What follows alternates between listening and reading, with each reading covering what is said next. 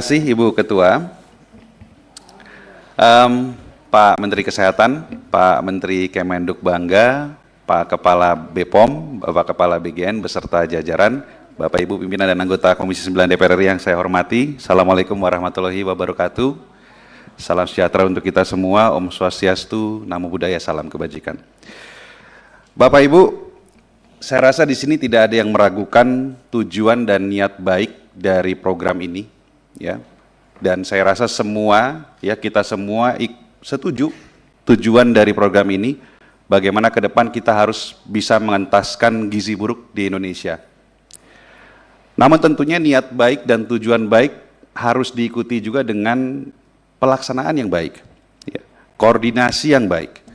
Kami di Komisi 9, saya rasa Bapak Ibu semua kita ingat ya, dari awal sudah mengingatkan kepada BGN untuk bisa berkoordinasi dengan baik dengan lembaga-lembaga lainnya. Bahkan dengan Badan POM itu kita masukkan dalam kesimpulan rapat, Pak. Kesimpulan kita masukkan bahwa harus ada kerjasama, tetapi kesimpulan dimasukkan beberapa minggu berjalan juga kerjasamanya hanya sebatas mengizinkan Badan POM untuk memberikan pelatihan. Ya, sampai kejadian kasus keracunan, kasus keracunan, kasus keracunan. Nah sekarang ini kan kalau saya lihat dari press conference yang terjadi kemarin, yang dipimpin oleh Pak Menko, sepertinya sudah ada kesepakatan, ada kesepahaman bahwa lembaga-lembaga ini harus bisa bekerja sama dengan baik untuk memastikan program ini bisa sukses. Ya. Saya berharap hal ini bisa terjadi, walaupun kalau kita lihat hari ini saja angka keracunan pangan, angkanya aja nggak bisa sepakat, Pak. Angkanya Kemenkes 9.492, angkanya Badan POM 9.089, angkanya BGN 6.457. Ya, angka aja nggak bisa seragam. Oh mohon maaf, kalau dari BGN bukan keracunan makanan lagi, tapi terminologinya apa tadi? Gangguan pencernaan. Oh ya, mohon maaf.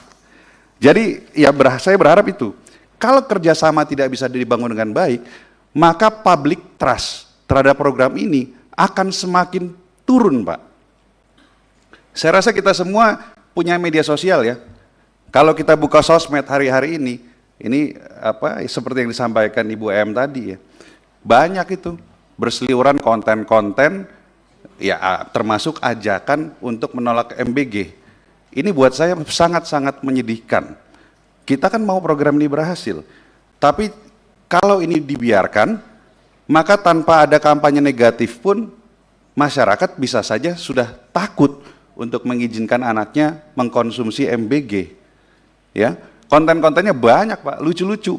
MBG itu sekarang diplesetin, bukan makan bergizi gratis, tapi makan beracun gratis, makan belatung gratis, makanan apa lagi? Makanan berbahaya dan lain-lain lah. Pak Dadan ini lumayan populer loh Pak sekarang di media sosial. Fotonya banyak beredar gitu kan, ada teksnya Kepala BGN ahli serangga, makanya bisa ada belatung gitu kan di nasi MBG. Lucu-lucu. Tapi ini sedih, saya sedih melihat ini. Ya. Jadi harus ada hal besar yang dirubah, harus ada langkah-langkah besar yang dilakukan untuk bisa mengembalikan kepercayaan publik Pak terhadap program MBG ini. Oke, yang pertama dari saya, untuk Pak Menkes, saya menyimak apa yang Bapak sampaikan terkait dengan SLHS, ya, bahwa Kementerian Kesehatan akan mempercepat proses SLHS.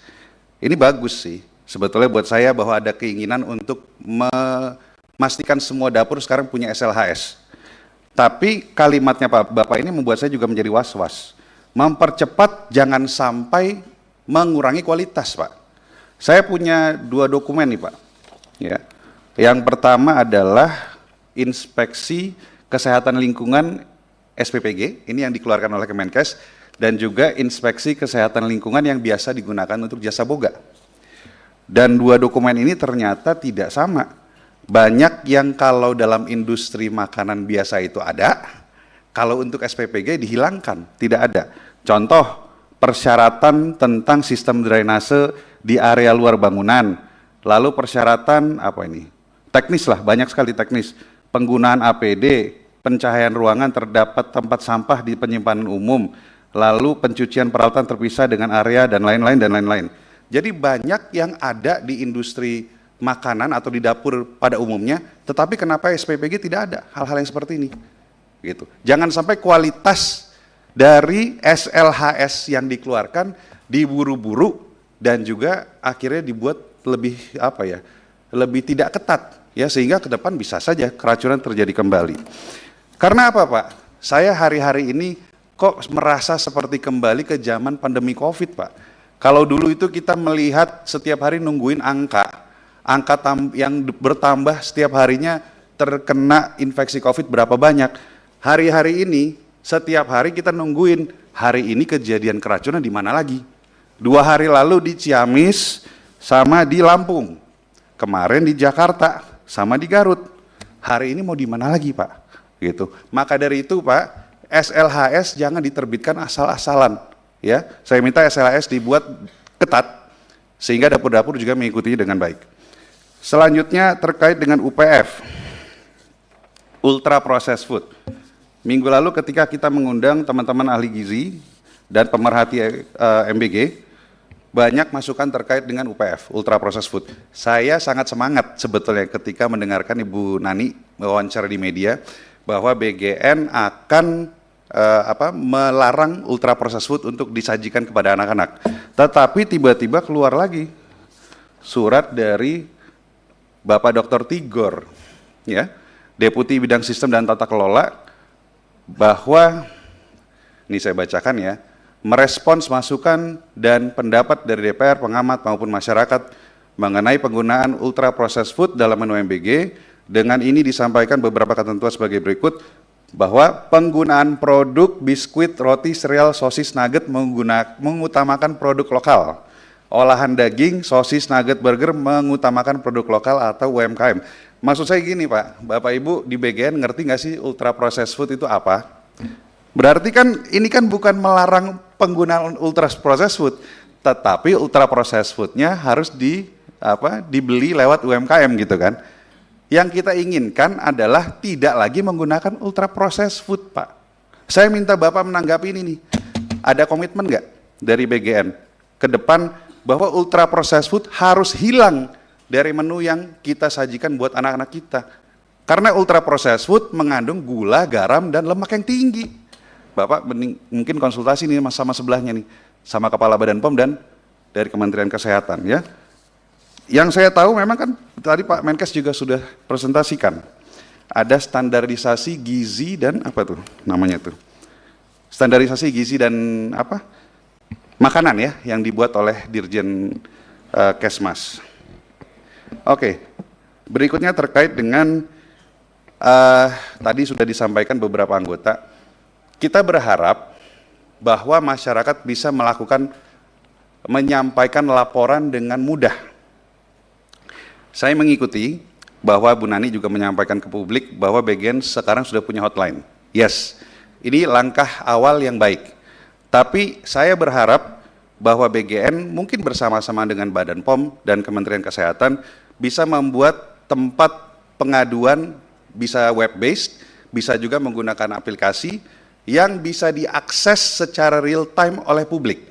Contoh, saya adalah guru atau orang tua murid, saya menemukan makanan yang menurut saya tidak layak, saya foto, segera langsung saya upload dan bisa dilihat di web atau di aplikasi, ya. Sehingga kita, teman-teman di DPR, masyarakat umum bisa ikut melakukan pengawasan. Dan Bapak Ibu, saya berharap BGN juga punya SOP. Begitu laporan masuk, 1 kali sekian jam sudah harus diselesaikan.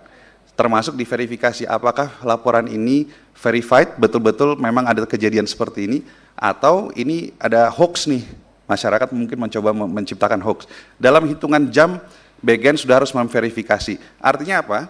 Saya berharap kita bisa semua lebih terbuka dan transparan. Karena keterlibatan semua pihak termasuk masyarakat akan membantu BGN untuk mensukseskan program MBG ini. Gitu ya. Selanjutnya, terkait dengan ini, saya melihat alur, tadi presentasinya bagus-bagus ya. Tapi alur penyediaan makanannya saya masih merasa ini masih panjang. Masih panjang. Jadi kalau tadi Bu Em bilang, bisa nggak kita punya alat tes yang kita taruh di dapur untuk mengecek apakah makanan tersebut mengandung bakteri atau tidak. Masalahnya titik potensi kontaminasinya banyak Pak. Lebih dari satu. Bisa di dapur, bisa di kendaraan, bisa ketika makanan menunggu di sekolah, bisa juga ketika di meja anak. Gitu kan, titik potensi kontaminasinya banyak, ya, sehingga saya tetap masih merasa pola yang tadi disampaikan Dr. Gamal itu mungkin terbaik ya. School kitchen, jurnalnya juga sudah ada. Saya ingin spesifik menanyakan ini kepada Pak Menkes dan Pak Kepala Badan POM, ya. Kalau kita menerapkan school based kitchen, keuntungan dan kelemahannya apa Pak? Khusus Pak Menkes kan punya teman-teman nih, punya pembantu-pembantu yang memang ahli-ahli kesehatan dan ahli gizi. Bapak bisa menjawab kepada kita, sehingga ini bisa menjadi sesuatu yang kita pertimbangkan. Saya nggak akan berceramah soal ini, karena ini sudah saya sampaikan berulang kali di forum ini dan berbagai forum di luar sana. Tetapi saya ingin pendapat yang jujur dari seorang Menteri Kesehatan dan Kepala Badan POM terkait penerapan pola ini. Karena kalau menurut saya, kita tinggal tiru saja kok. Negara-negara yang sudah berhasil menjalankan program seperti ini selama puluhan tahun. Jepang itu dimasak dan disajikan di sekolah, di China juga sama, ya, dan di beberapa negara lain juga sama, gitu. Ya, terakhir, saya ingin mengutip Bapak Presiden yang disampaikan beberapa hari lalu, bahwa tidak sedikit, ya, ada banyak anak-anak kita yang masih makan nasi dengan garam. Jadi dari kalimat ini saya paham betul bahwa niat mulia Bapak Presiden adalah bagaimana kita mengentaskan gizi buruk. Namun dari sebaran dapur yang ada, saya belum melihat bahwa ini adalah prioritas dari program MBG saat ini. Ya. Saya berharap ke depan, atau mungkin segini, Bapak bisa nggak sampaikan ke kita, sebaran dapur-dapur yang sudah ada, apakah sudah merefleksikan yang disampaikan Bapak Presiden? Dalam arti begini, apakah sebaran dapur sudah banyak di wilayah 3T dan di daerah-daerah yang memiliki kerentanan terhadap gizi buruk? Ya, karena kalau tidak, kalau hanya berpusat di kota-kota besar, maka tujuan niat mulia ini sulit untuk dicapai, Pak. Kalau ini belum, berarti ke depan saya berharap kita harus fokus membangun dapur-dapur dan menyediakan makanan untuk anak-anak kita yang ada di 3T, yang memang wilayah-wilayahnya rentan terhadap gizi buruk. Pak Menkes punya datanya tuh, se-Indonesia, wilayah mana saja yang ekstrim, kemiskinan ekstrim dan rentan terhadap gizi buruk. Fokus di sana, bukan fokus di tempat-tempat yang orangnya mungkin banyak yang mampu, hanya karena infrastrukturnya lebih siap untuk mendirikan dapur gitu. Tapi saya berharap ke depan prioritas seperti itu. Saya kaget sih kemarin tiba-tiba dapat berita cucunya Prof. Mahfud terkena keracunan juga. Ya, kan harusnya orang mampu ya, bukan menjadi prioritas penerima manfaat untuk program MBG. Itu dari saya Bapak Ibu. Sekali lagi Pak Dadan, Pak Menkes, Pak Kepala BPOM, Pak Menteri Kemenduk Bangga, kita semua pasti mendukung kok. Program ini akan dan harus berhasil. Dan jangan alergi terhadap kritik, karena dengan mengkritik kita ini sayang sama program MBG. Karena kita semua punya tujuan yang sama, memastikan ke depan Indonesia, generasi muda Indonesia harus lebih baik lagi. Terima kasih. Assalamualaikum warahmatullahi wabarakatuh.